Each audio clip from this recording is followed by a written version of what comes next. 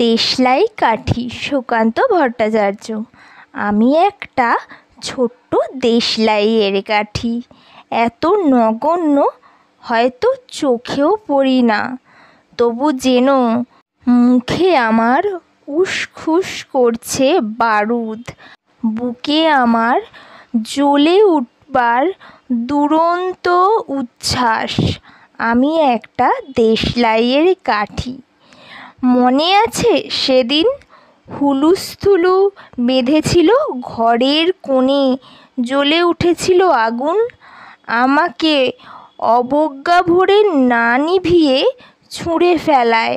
কত ঘরকে দিয়েছি পুড়িয়ে, কত প্রাসাদকে করেছি ধূলিসাৎ। আমি একাই ছোট একটা দেশলাইয়ের কাঠি।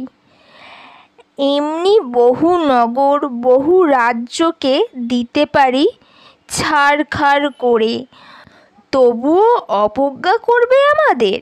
মনে নেই এই সেদিন আমরা সবাই জ্বলে উঠেছিলাম একই বাক্সে, চমকে উঠেছিল আমরা শুনেছিলাম তোমাদের বিবর্ণ মুখের আর্তনাদ।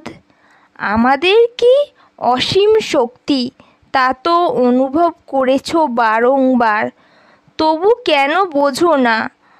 আমরা বন্দি থাকব না তোমাদের পকেটে পকেটে। আমরা বেরিয়ে পড়ব, আমরা ছড়িয়ে পড়ব শহরে গঞ্জে গ্রামে, দিগন্ত থেকে দিগন্তে।